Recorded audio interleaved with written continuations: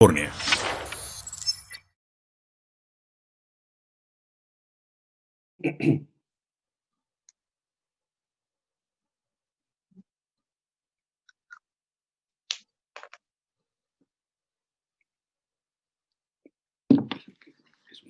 ¿Qué tal? Muy buenos días. Bienvenidos a Brújula, Economía y Negocios. ¿Cómo están? Me da mucho gusto saludarlos. Contador Corona, Héctor Díaz, Jorge Armando, ¿cómo están el día de hoy? Muy bien, Javier, me da mucho gusto estar nuevamente este sábado medio tristón y medio lluvioso, pero con muy buenas noticias y con mucho ánimo, sobre todo con estas 4 personas que estamos aquí dando la cara para informar a la comunidad lo que creemos que puede ser bueno de esta información que permita que tomen mejores decisiones. Así es. Héctor, ¿cómo estás? Muy buenos días. Muy bien, buenos días a todos, Jorge Armando, contador, Javier, Ricardo, que anda un poco ocupadito, acá lo esperamos la próxima, Tania, Mario, todos los que nos ayudan y todos los que colaboran con el equipo, buenos días y buenos días a todos. Muy bien, mucho ánimo, bonita lluvia tijuanera, muy bien. Sí, queremos mandar un saludo a los seguidores de Alfredo Álvarez en Tijuana, de Conexión Noticias, que estamos en este momento en vivo en estas plataformas, y también a Cadena Baja California, que ya pronto estaremos por ahí en el programa de radio nuevamente por XBG 1550. Pues los saludo. También tenemos hoy, el día de hoy, una invitada especial, que es la doctora María de Jesús Torres. Ella es docente, investigadora en economía, y nos va a tener temas muy importantes el día de hoy. Yo creo que en un ratito más se conecta y está con nosotros. Entonces quiero pasar la palabra a Jorge Armando para que nos explique. Es su primera vez aquí en el programa de los sábados en Brújula. Jorge Armando, ¿cómo estás? Buen día. ¿Qué tal? Muy buenos días. Muy contento, Javier. Buenos días, contador Corona, Héctor. Pues contento ya con esta nueva participación en la plataforma. Como bien comenta el contador Corona, ¿no? Para dar la cara y traer la información de valor a todos los seguidores de la plataforma y sobre todo poder disipar muchas dudas, paradigmas, estigmas que hay ahorita en torno al emprendimiento, a las MIPYMES, a las pymes, para poder tomar decisiones bien concretas, ¿no? Bien certeras. Sí, tuvimos, para poner antecedentes, Jorge Armando es un colaborador ya permanente de Brújula y tiene sus cápsulas de emprendimiento los días martes a las 9 de la mañana. Platícanos poquito, Jorge Armando, lo que nos transmite en tus cápsulas, por favor. Claro que sí.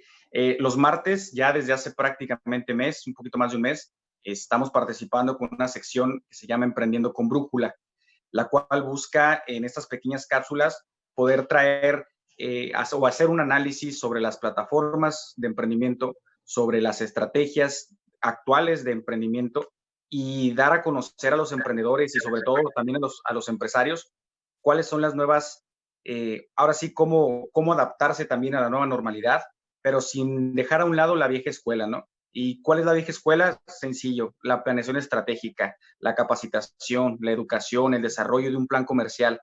Entonces, esos son bases inmutables del emprendimiento, de los negocios, que ahora han tenido que adaptarse a una innegable nueva normalidad, ¿no? Y una de ellas es las plataformas tecnológicas.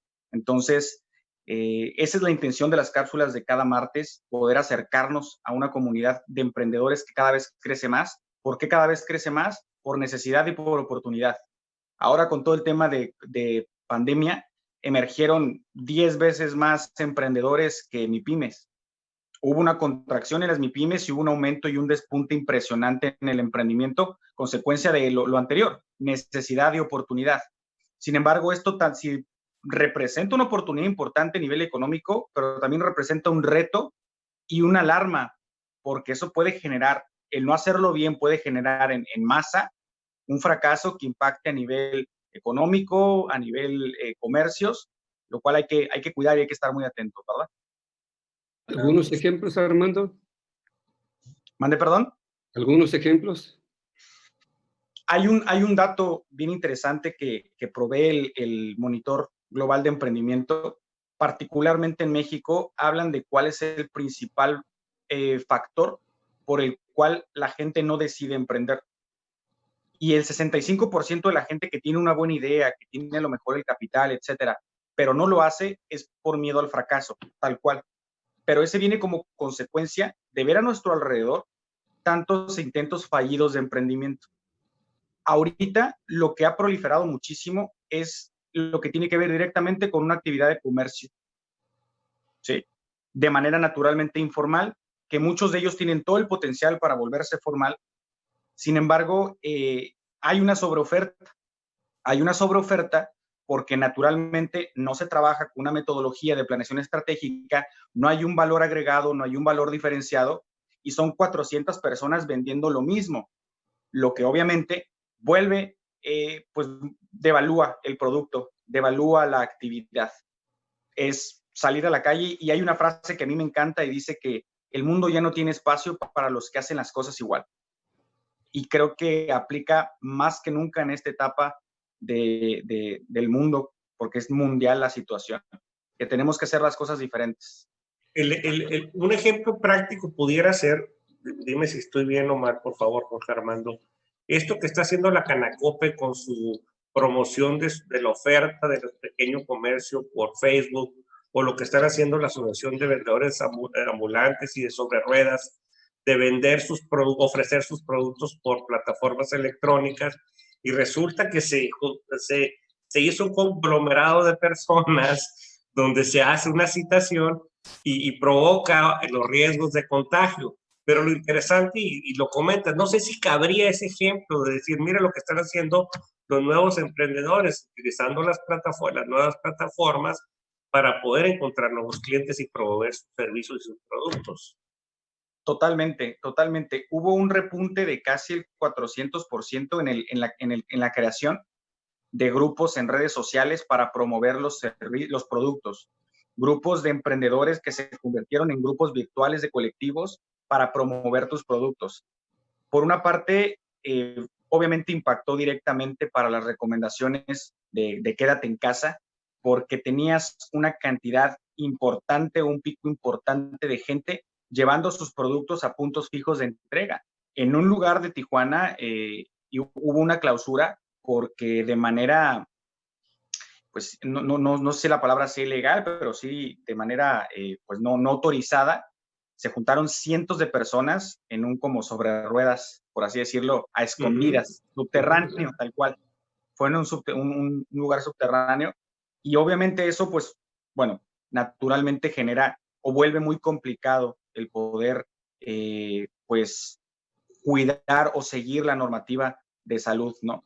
Sin embargo, vuelvo a lo mismo, ¿no? Son una cantidad impresionante de grupos que están ofreciendo diferentes productos, y eso trae como consecuencia que la oferta es tan alta que si hacemos un análisis de en cuánto estaban este tipo de productos hace 3 meses y cuánto están hoy, la gran mayoría de ellos tienen una baja en su precio, consecuencia de lo mismo. Entonces, los márgenes son bien poquitos. Al haber un margen bien pequeño, naturalmente y se impacta la calidad de vida. Entonces, son muchas personas vendiendo cosas, pero subsistiendo con un ingreso muy bajo porque somos muchos vendiendo lo mismo, por así decirlo, ¿no? Lo que pasa es que tenemos que buscar la supervivencia. Totalmente. Hoy quiero dar la bienvenida a la doctora María de Jesús Torres. Por aquí ya logramos con comunicación con ella. Doctora, ¿cómo está? Muy buenos días. ¿Qué tal? Buenos días. Mucho gusto. Un placer que me hayan invitado. Pues aquí aprendiendo de lo que estoy escuchando de ustedes. Muchas gracias por la invitación. Muchas gracias, doctora. Y a ver, a lo que ha escuchado usted como experta en pymes y todo esto, ¿qué nos puede platicar? ¿Qué nos puede decir al respecto?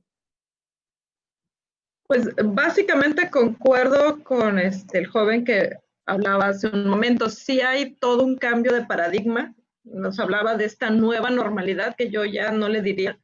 No sé si lo que teníamos antes era normal, pero es seguro que ya no vamos a tener lo que teníamos antes, ¿no? Eso ya nos queda seguro, y esta pandemia es un parteaguas, un cambio de era, un cambio de muchas cosas. Y entonces es muy importante para la pequeña empresa, pues cambiar todo el paradigma. Tenemos que hacer todo un cambio de pensamiento en términos de ya no pensar en lo tradicional.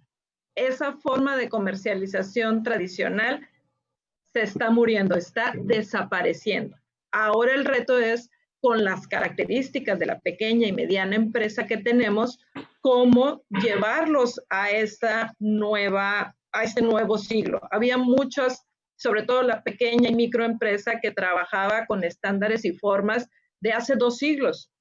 Entonces, hay muchas cosas que van a tener que revolucionar. Las herramientas ahí estaban, pero por la misma característica del pequeño y mediano empresario, no las había utilizado. Y entonces, hay que salirnos de la caja, decía Keynes en la crisis del 29. En este momento lo que nos salva es la imaginación. O sea, ya, además de todo, realmente aquí estamos en un momento de quiebre. La crisis nos sirvió a lo mejor para estas soluciones rápidas de cómo traer el sustento de día a día, pero eso va a ser de aquí en adelante. Entonces, la imaginación va a ser lo que nos pueda ayudar, ¿no? Porque esta parte de empresas formales e informales, bueno, tenemos muchas empresas informales en términos de su administración interna, aunque estén registradas en Hacienda y estén dadas de alta y paguen impuestos. Entonces, aquí habla de una formalización dentro de la empresa y es muy importante también su formalización en papel. ¿Por qué? Porque este cambio implica también menos dinero en efectivo. Implica estar abierto a una bancarización y a una forma de uso de dinero electrónico que evite que la gente se tenga que ir a un subterráneo a hacer intercambios en efectivo. Entonces, en economías como la nuestra, que hay todavía un importante uso de efectivo y que se presta también a actividades ilícitas, hay una renuencia a esta fiscalización. Pero las plataformas formales de venta, etcétera, obligan a este uso de efectivo electrónico y esta bancarización. Entonces, vienen unas cuestiones de formalización de la actividad comercial, pero también de la actividad empresarial. Estas pequeñas empresas que forman parte de las cadenas productivas también tienen que cambiar su forma de comercio, de organización y de venta y producción.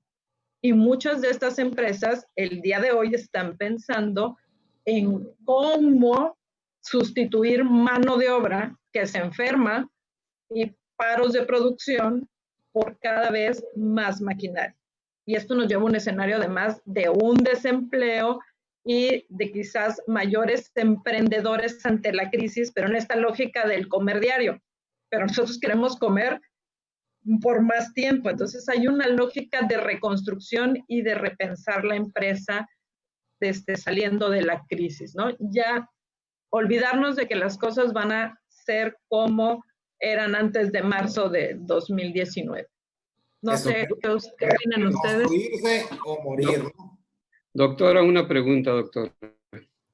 Sé que usted es una investigadora de muchos años y sé que tiene un doctorado en economía MIPYME regional y también sé que a nivel nacional.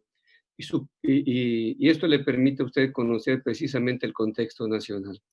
Usted sabe que las políticas públicas son fundamentales precisamente para la actividad económica y sabe usted perfectamente que las políticas públicas de apoyo al pequeño, al mediano y al empresario grande es fundamental para que el país siga avanzando. Según datos por ahí que vi, creo que el 88% son pequeños y medianos empresarios y el resto son los grandes empresarios de este país, ¿no? Y esta pandemia y esta crisis nos ha agarrado a todos por igual. Igual sufre el pequeño, el mediano que el grande. Y yo no he visto por parte del gobierno federal, ni estado ni municipio, estímulos que permitan paliar esto y evitar precisamente el despido de los empleados y el apoyo a los empresarios para que se pueda conservar ese empleo y se pueda conservar las empresas, porque entiendo que llevamos desde marzo hasta la fecha confinados, limitados, y entiendo también que la política del gobierno federal ha dejado la responsabilidad a los estados de que puedan resolver el tema de salud y el tema económico dependiendo del semáforo rojo, naranja o verde. Usted decía hace rato muy atinadamente que esta pandemia, pues tenemos dos pandemias. La del virus que llegó para quedarse y que no lo conocemos, que es invisible y que es un enemigo que lo tenemos ahí y que no sabemos cuándo nos va a pegar. Y el segundo es la economía. ¿Qué opina usted, doctora, escuchándola, de que si somos 130 millones de mexicanos y si vemos que la gran masa de mexicanos está en la pobreza, la mayoría no tiene acceso a la tecnología, muchos ni siquiera internet tienen, y que muchos son de los comercios changarreros o pequeños, porque por alguna razón el gobierno ha sido paternalista y no los ha podido sacar de esa pobreza, y están marginados o muchos de ellos no quieren salir por la comodidad. Y esta crisis que tenemos hoy, que si leemos la historia que hemos visto de las diferentes pandemias, creo que esta es la primera que nos pega a nivel mundial, sin fronteras, y que cada uno de los países ha generado políticas públicas y económicas que permitan paliar esto. En primer lugar, salvar vidas, y el segundo, de qué manera reactivar la economía que permita que los jóvenes de hoy, estos millennials, son los que conocen y saben de las tecnologías, pero los medianos y los de la tercera edad como yo, pues difícilmente se nos da la tecnología, aunque tenemos la experiencia de los años pasados. ¿Cuál es su visión sobre esto? Bueno, bastante amplia y muchas cosas. Pero precisamente en esta parte de la política pública es cierto. O sea, por un lado, según los censos económicos del 2019, apenas las grandes empresas, esas que entran en el discurso de ricos, de grandes emporios, etcétera, ni siquiera representan el 0.2% de todos los establecimientos en el país. Esas que han sido atacadas, etcétera, pues se han llevado a todo el resto de las empresas, que de medianas a pequeñas, pues estamos hablando del 98% de las empresas del país. Quitémosle las medianas, que son menos de 250 empleados. Esas son el 4% de las empresas en el país. Es decir, el 95% son empresas de menos de 50 personas. Esas 96% son empresas de menos de 50 personas. Esos yo creo que no entran en la definición de personas que están en contra de otras personas, ni que se están haciendo ricas, ni que han todo lo que hemos escuchado, ¿no? No construyen aeropuertos, no construyen aeropuertos, no explotan mares ni nada de eso. Pues a lo mejor son parte de la cadena productiva del que obtiene ese contrato para el aeropuerto, pero pues quizás en un espacio de limpieza, entregando algún mueble de carpintería, etcétera, pero no son la persona programadora, etcétera, pero no son esas empresas que estamos nosotros pensando. Y la otra es el empleo. Ese 2% sí nos genera el casi 30-40% del empleo en el país. Y por ejemplo, nuestra zona en Tijuana representa un gran número de empleo. Aunque el número de establecimientos son muy pequeños, sí impactan en términos de empleo. Una pequeña y mediana empresa con 50 o menos empleados, pues si cierra, deja desprotegidos a 5, 10, hasta 50. Pero una de estas grandes empresas, si cierra, va a dejar desprotegidos a miles de personas y hay un efecto multiplicador. Entonces, sí hay que diferenciar esta parte, y claro que las dos necesitan apoyos diferenciados. Quizás la gran empresa no necesita mayor educación digital para redes, etcétera, pero estas pequeñas empresas es imprescindible que además del apoyo económico que salva ante la crisis para un mes, las estemos preparando para la contingencia y para el resto de cuando salga la contingencia, que las cosas no van a volver a ser iguales. Entonces, tenemos que hacer una política pública, pues como siempre la pedimos, una política pública diferenciada según las necesidades de cada estrato. Entonces, yo creo que ahí tendríamos que pensar en esta lógica diferente y no estar ya pensando en cuando regresemos a la normalidad, eso ya se acabó, ¿no? Ya es tarde para quien quiere iniciar ahorita o se ha tardado para iniciar.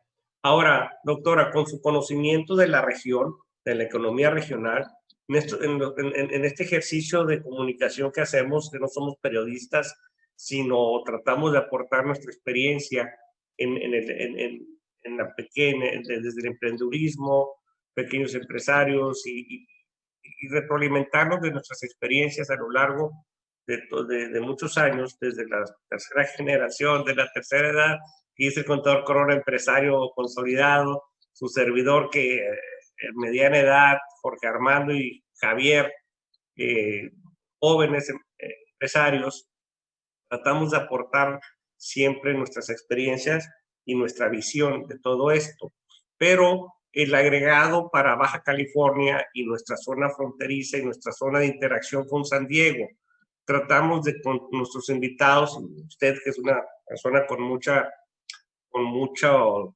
desarrollo académico en la región y de asesorías, que nos pueda dar su visión sobre cómo estos nuevos emprendedores y cómo con esta nueva realidad poder interactuar más en esta zona calibaja que le llaman unos, o zona región fronteriza. Finalmente es una región, somos una región muy unida, pero cómo enviar ese mensaje de ante esta nueva realidad, aprovechar esta zona económica, esta área económica, esta región económica.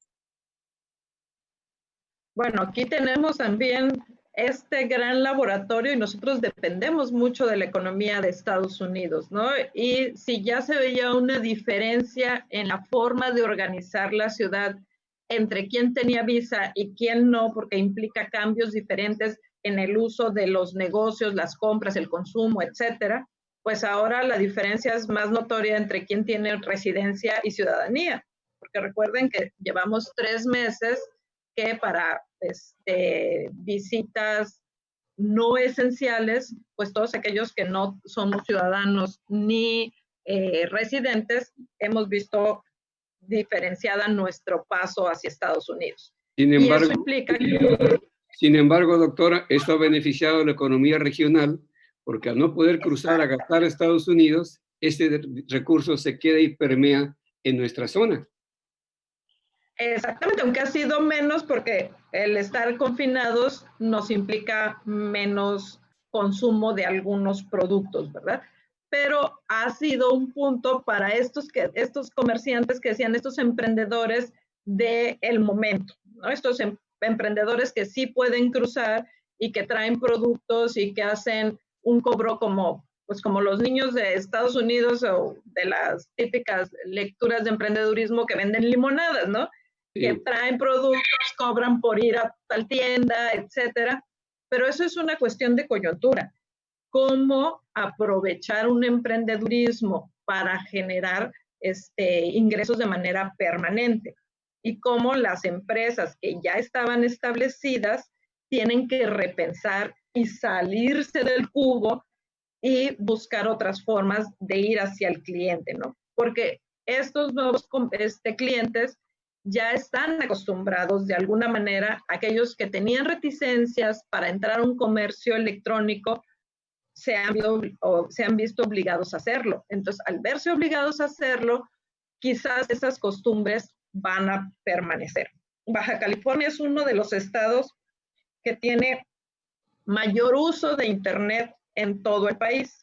Bueno, por ahí Monterrey tiene también como ciudad unos índices más altos de uso de Internet, pero estos índices altos no llegan al 20% de los establecimientos que usan redes electrónicas.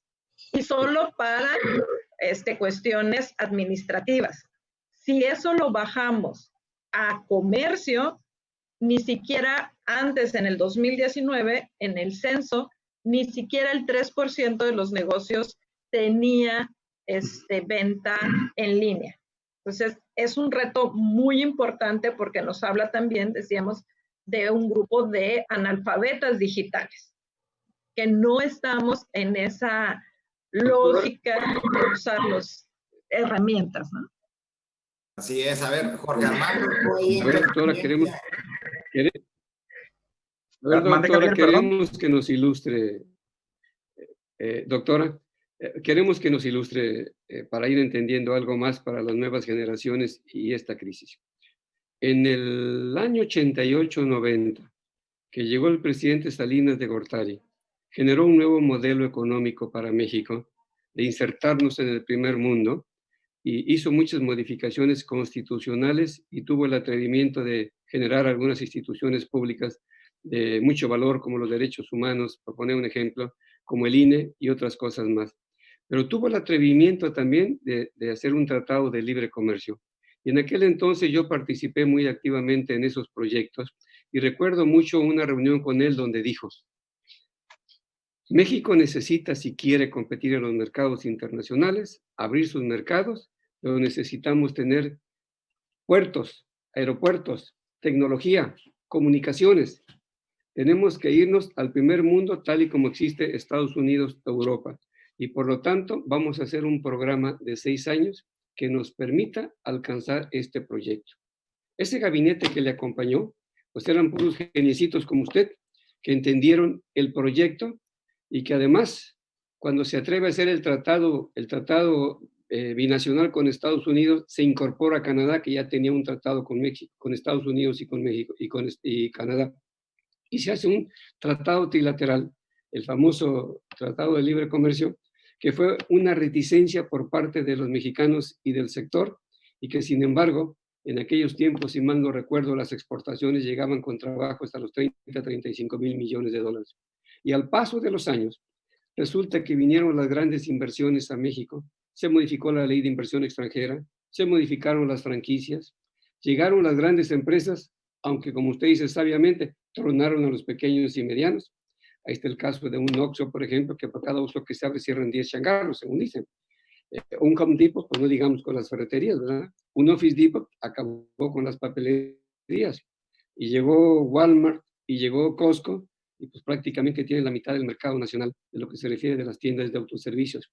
Pero eso permitió también que viniera inversión extranjera a México, que se generara la confianza y que hoy tenemos el modelo de país que tenemos con carreteras del primer mundo, con aeropuertos del primer mundo, con puertos del primer mundo. Tenemos un flujo de importaciones y exportaciones que anda por alrededor de los 430, 450 mil millones de dólares al año, que nos hemos convertido en la 13ª economía y que además somos un punto importante para la inversión extranjera hasta hace un par de años.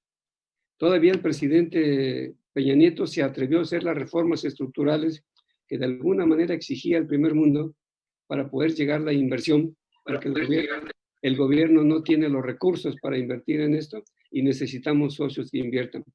Y usted decía muy acertadamente, la frontera norte, desde Tijuana hasta Matamoros, ahí crecieron las grandes industrias, la industria maquiladora, la tecnología, la gente con mayor capacitación, los mejores pagados, y nos hemos convertido, tanto colindando con el estado de Texas y de California, en un nuevo México que siempre está en el norte. Y alguien dijo que había 3 Méxicos en uno, el del norte, que incluye a Monterrey como una de las industrias más importantes del país, el del centro, que son donde nos consumen y vive el 70% de la población, y el sureste con sus riquezas naturales que desgraciadamente no se ha podido desarrollar. Ese es mi análisis que tengo de este país. Y bueno, creo que el brazo que siempre ha sacado a México en sus crisis es precisamente la frontera norte, por su capacidad que tiene, por su integración con Estados Unidos, por las exportaciones, por esta interacción, y que ahora, gracias a que el día 1 de julio vuelve otra vez el nuevo Tratado de Libre Comercio, nos permite ir recuperando esas cadenas de valor y que sigamos creciendo y que seamos un país atractivo. ¿Qué opina de todo esto, doctora? Bueno, ahí precisamente recordando la parte del inicio del TLC y pues ya cumplimos 25 y este nuevo proceso que vamos a tener. Aquella vez fuimos los pioneros de la apertura en el mundo en términos económicos. Esta integración que hacía México con Estados Unidos y Canadá era un momento para competir con la Europa que se estaba integrando, pero todavía eran muy pequeños en términos de comercio. Asia. El día de hoy nos enfrentamos a un escenario totalmente contrario. El mundo va de regreso a cerrar las economías, a proteger su desarrollo. Está en muchos países pensando de nuevo en un desarrollo interno. Pasamos otra vez de lo exógeno al endógeno. Tenemos esta lógica de Big Bang, ¿no? Y este momento estamos en términos internacionales, Inglaterra, muchos otros países de Europa, el mismo Estados Unidos, etcétera, repensando los modelos hacia modelos endógenos, ¿no? Entonces, ahí es donde vamos a tener, y esta crisis viene a eso, a voltear, a revisar qué pasó con nuestros empresarios locales y dónde están las posibilidades de generar el empleo y de crecimiento, ¿no? Nos dimos cuenta que precisamente este exceso de apertura ahora nos quita muchas variables para poder manipular, ¿no? Porque ahora ya no es cuestiones solo de política interna, sino que decisiones que se toman pegan y afectan con otros países del contexto económico internacional, ¿no? De hecho, esta misma crisis viene dada por esta relación y esta apertura que tenemos la mayoría de los países desarrollados. Y efectivamente, su análisis de que somos diferentes Méxicos y que con esa lógica de ser diferentes Méxicos, pues tenemos también diferentes afectaciones. Quizás nuestra ciudad es más afectada, todo el estado, que Nuevo León, ¿no? Porque a final de cuentas, Monterrey y muchas partes de Nuevo León tienen industria endógena, tienen cierta composición de industria local contra extranjera. Nuestra composición industrial en Baja California es en su mayoría extranjera. Entonces, dependemos de esas cadenas globales. Realmente lo que puede hacer el productor local es en función de la atracción de estas grandes empresas, ¿no? Muchas veces, aunque sea un empresario local de una tiendita, de una colonia, se ve afectado porque sus consumidores trabajan en una gran empresa multinacional que depende de decisiones fuera de nuestro territorio. Entonces, yo creo que en Baja California y sobre todo Tijuana somos de los más globalizados en México, ¿no? Y tenemos una lógica diferente del resto del país y ahí sí coincido completamente con usted, ¿no? Doctora, déjeme hacer una pregunta más. Con todo este conocimiento, si usted fuera secretaria de Economía, dígame usted, ¿qué políticas públicas generaría para este país? Pensando en que ya sabemos que en México, pues generan políticas públicas generales, cuando mi tesis, sin ser economista, pero me encanta, es que tenemos que hacer un traje a la medida a cada uno de los estados de la República. No podemos imponerle políticas públicas parejos a todos cuando cada estado de la República es diferente y tiene actividades económicas diferentes. Alguna vez yo planteé al secretario de Hacienda y de Economía en su tiempo de que por qué no permitía que se hicieran los estudios por estado y que cada estado le aportara a la federación, mira, estas son mis vocaciones naturales, esta es mi actividad económica y esto es lo que yo necesito que tú me aportes y me apoyes y me generes políticas públicas para poder tener el crecimiento normal de este estado. No me puedes tasar igual a Baja California que a Chiapas, por ejemplo.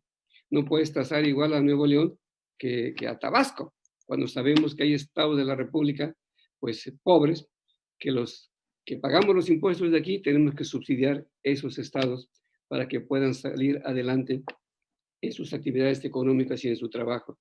Y no hemos tocado el tema de la migración a Estados Unidos y a otros países, porque cuando yo veo los números de los migrantes que se van a Estados Unidos, a Europa y ahora hasta China, y veo las remesas que llegan a este país, creo que ha sido uno de los bálsamos que ha salvado precisamente las economías regionales, porque ese dinero vale y evita que tengamos crisis en algunos estados de la República, llámesele Oaxaca, Zacatecas, Chiapas, Tabasco, etcétera.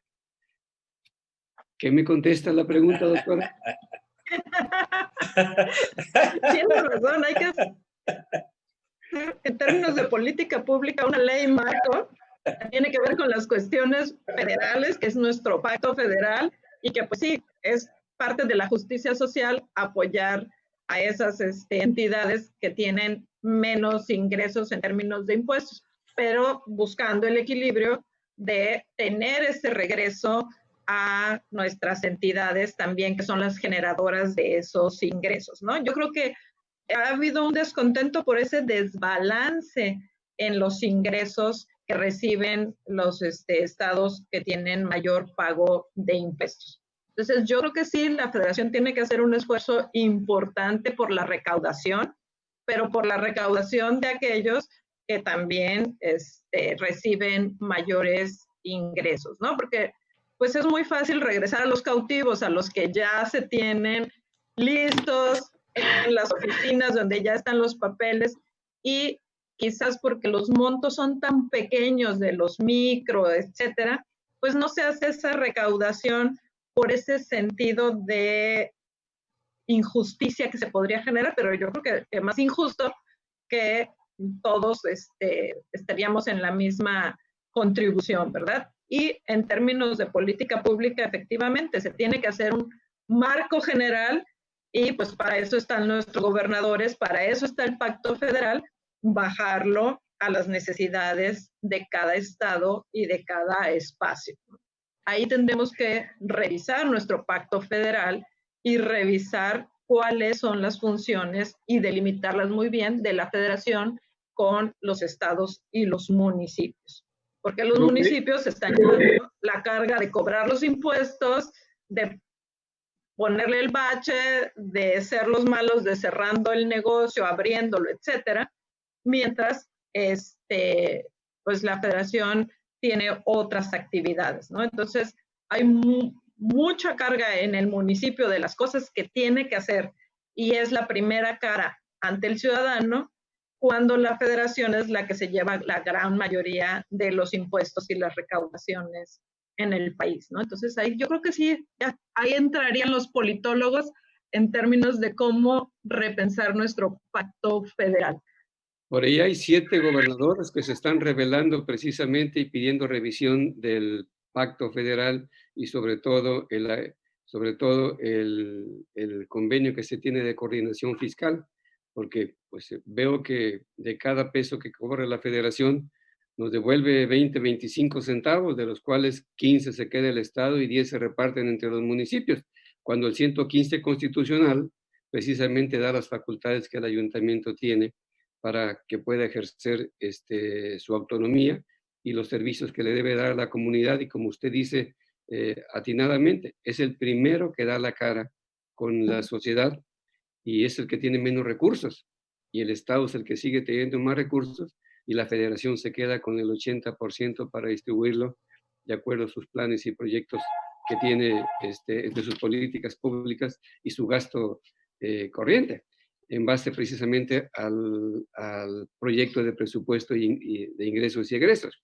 Y por otro lado, según el último dato que me aterrorizó, 52% de la economía está informal y el 48% estamos en lo formal. Si manejamos el PEA, creo que el PEA somos 70 millones los que deberíamos estar en el padrón de contribuyentes, o 78 si mal no recuerdo, y somos muy pocos los que contribuimos para la carga de este país. ¿Usted qué opina? Básicamente ese es el gran problema, ¿no? Que están los cautivos, y de esos que están dentro de registrados en Hacienda, muchos son asalariados y son empleados de estas grandes empresas, de ese menos de 2% de las empresas en el país. El resto, pues tienen este gran problema de informalidad en términos, decíamos, de estar registrados en Hacienda, ¿no? Porque en términos administrativos sabemos que hay empresas que están registradas en Hacienda, pero por su forma de organización, pues es bastante informal la organización que tienen esas empresas. Ahí sí hay un problema de donde se junta efectivo con bancarización y la parte de cómo captar estas empresas, ¿no? Porque el flujo es tan pequeño por persona, por emprendedor o por microempresa que es muy difícil de tomar. Y ahí también se nos van todas las actividades ilegales.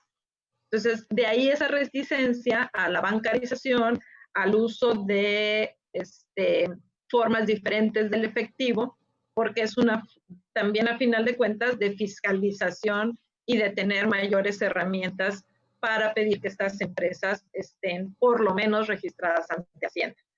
No importa que sea en el régimen más pequeño que hay, ¿no? Entonces, parte de esta coyuntura es una oportunidad para que esas empresas se vigilen los flujos. De ahí que muchas optan por el Facebook en lugar de herramientas formales de comercialización para evadir su responsabilidad de generar facturas y de ser rastreadas las relaciones comerciales, ¿no?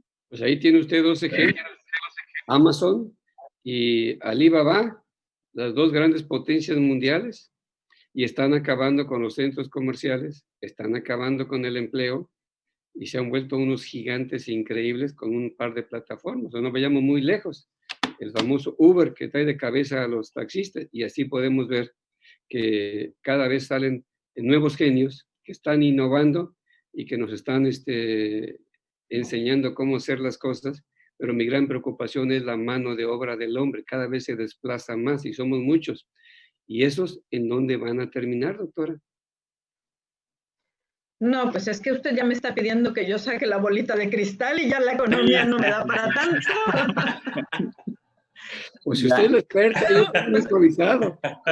Sí vamos a ver que el empleo va a disminuir, ¿no? Porque precisamente estas grandes empresas, uno de los grandes problemas fue que detuvieron la producción en función de que muchas actividades se hacían con mano de obra. Entonces, sí va a haber un cambio en muchas empresas de automatización para evitar el riesgo de parar en una contingencia como esta. Entonces, si había personas que estaban reacias por términos de costos, por lo que ustedes quieran, a cambiar su forma de producción y automatizarla, este es el momento precisamente donde muchas empresas van a automatizar sus procesos productivos, la forma de trabajo va a cambiar, se dieron cuenta que hay personas que han sido más productivas desde su casa con menos costo para la empresa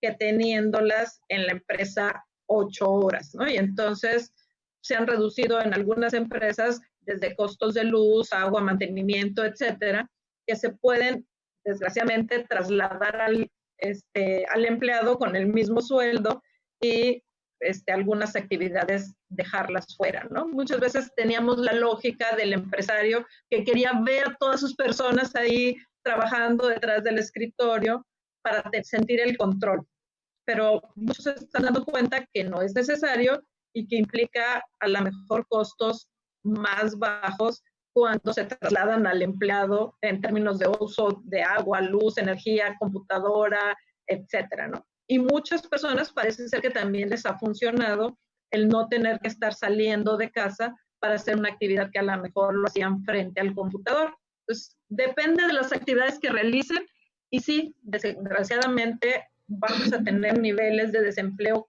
que no se van a corregir porque va a cambiar esta parte en las empresas grandes cada vez más usando trabajo a distancia, ¿no? Así es. A ver, Jorge Armando, ¿tenías algo que comentarnos? Claro.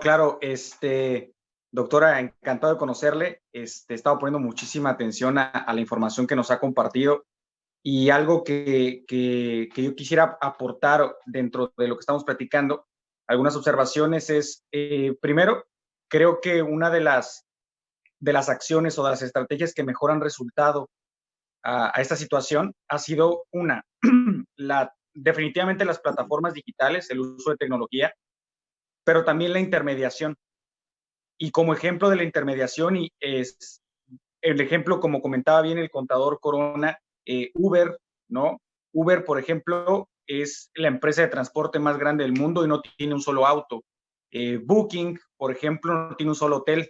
Airbnb facturó más que Marriott, sin tener un solo inmueble. Entonces, la intermediación realmente ha venido siendo la respuesta para muchos emprendedores que han llevado, obviamente, sus necesidades de comercialización, de comercio, a plataformas de este tipo, ¿no? Ahora, esto, yo he visto que ha habido un auge bien interesante entre los emprendedores de economía colaborativa, ¿verdad?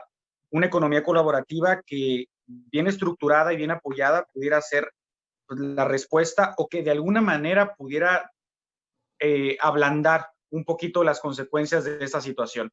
Ahora, ¿qué me preocupa a mí en lo particular en campo, ¿no? Que tengo la oportunidad de estar trabajando con las pequeñas empresas y con los emprendedores.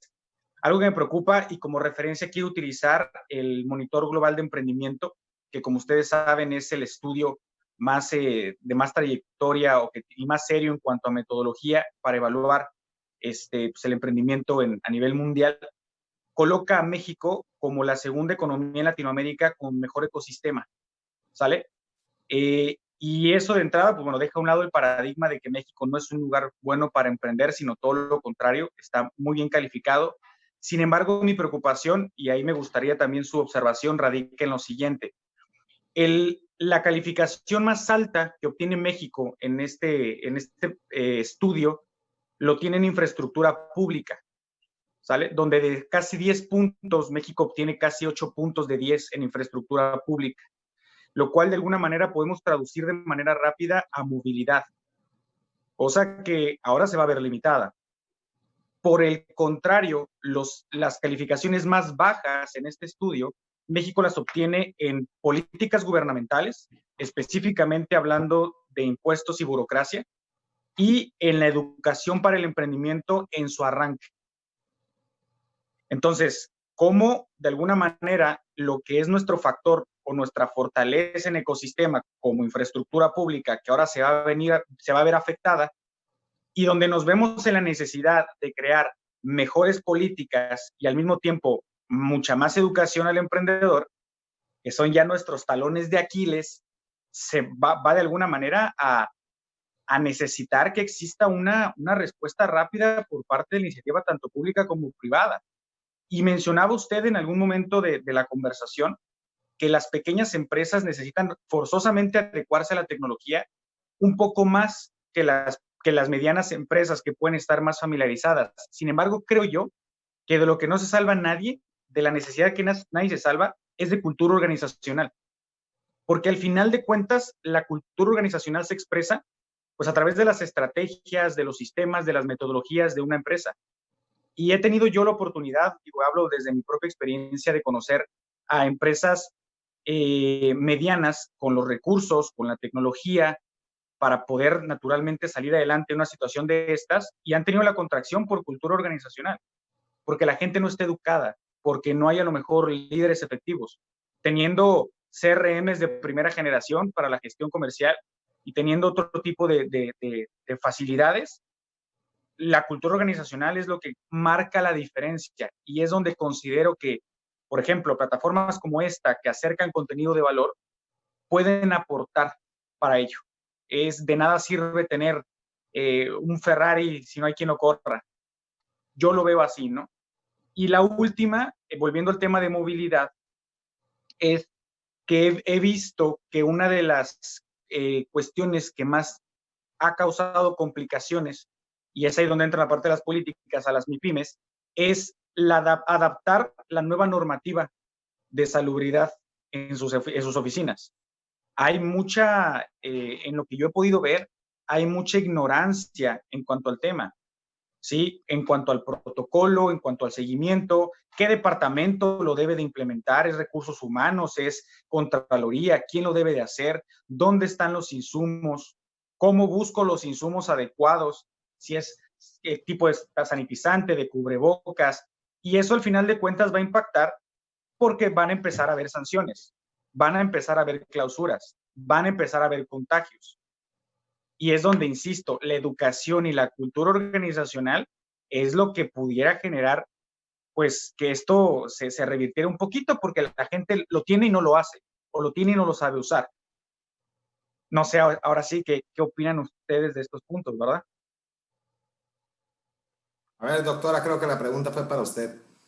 Sí, digo, doctora, ya que estamos encaminados, ¿no? Pues para usted también, ¿no? Ay, muchas gracias. Bueno, realmente hay esta parte sí de la cultura organizacional, pero yo me voy atrás. Lo que he percibido, lo que he visto es que hay un serio problema cultural en términos de finanzas personales. Pues, desde cómo se deciden las finanzas, cómo se hace el gasto, esta falta de ahorro de nuestras familias ha sido muy grave, ¿no? El no tener esos colchones, y las empresas como reflejo de esa sociedad, pues también estaban acostumbradas a esto que dices, a no planear, a una falta de organización de la empresa como tal, al no tener esta lógica de finanzas de el dinero de la empresa no es el dinero de la persona.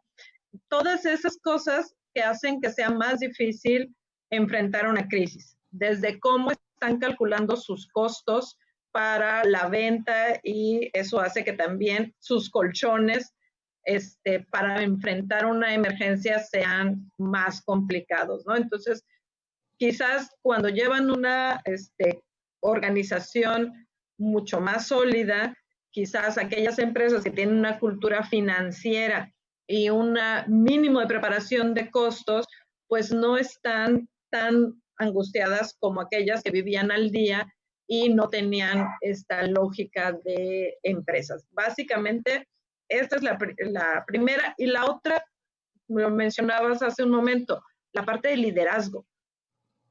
Una parte es esto que no sabemos, porque no conocemos, porque no somos expertos, ni los expertos en virus saben cómo funciona.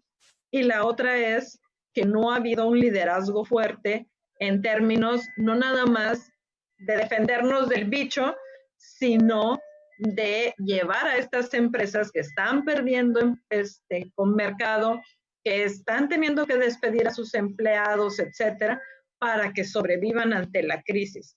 No he visto, por ejemplo, estas plataformas que hemos dicho. ¿Saben ustedes de algún gobernador, presidente municipal, etcétera, que haga un hub y que reúna a las micros y pequeñas empresas para desde ahí generar una plataforma estatal donde puedan estas empresas que no tienen la capacidad para pagar la tecnología para estar desde ahí?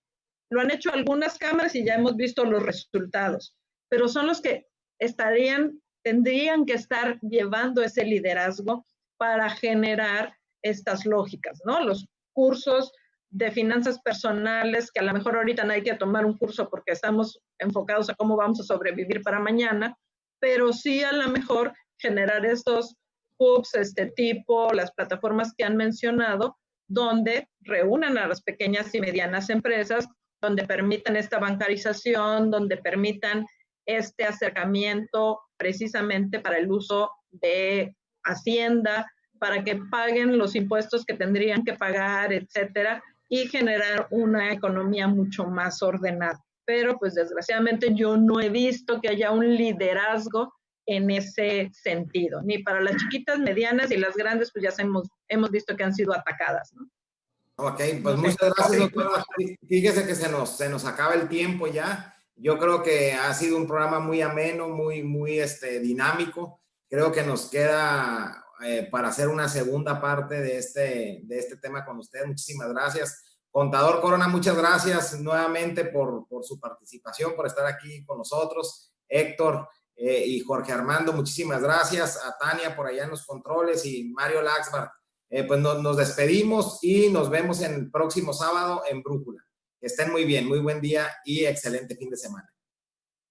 Gracias. Gracias.